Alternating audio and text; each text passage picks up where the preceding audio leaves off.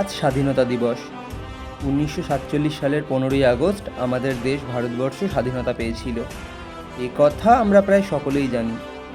কিন্তু যাদের জন্য এই স্বাধীনতা, যাদের প্রাণ এই স্বাধীনতার জন্য বলিদান হয়েছিল, তাদের কথা আমরা কতজনই বা মনে রাখি, কতজনই বা তাদেরকে মন থেকে শ্রদ্ধা জানাতে পারি।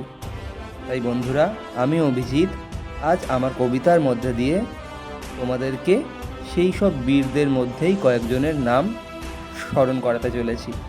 আজ আমি তোমাদেরকে পড়ে শোনাচ্ছি আমার লেখা কবিতা স্বাধীনতার দাম। স্বাধীনতা নিয়ে করো যে বড়াই, রাখো কি মনে তাদের নাম? কত শহীদের রক্ত ঝরিয়ে মেটাতে হয়েছিল এর দাম। মনে পড়ে সেই মায়ের নাম, মাতঙ্গিনী হাজরা। ব্রিটিশ সেনার গুলি করেছিল যার বুকটাকে ঝাঁঝরা। চিত্ত রেখে ভয় শূন্য উচ্চ করে শির, মৃত্যুবরণ করেছিলেন ভগৎ সিং বীর। মনে পড়ে সেই বিপ্লবী নেতা লালা লাজপত রায়, ব্রিটিশরা যাকে করেছিল আহত লাঠির ঘায়ে।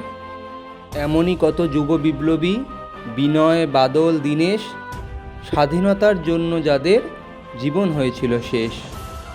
মনে রেখো এই স্বাধীনতা ভাগ করেছিল হিন্দুস্তান, ভাই হয়েছে ভাইয়ের শত্রু ভারতবর্ষ পাকিস্তান।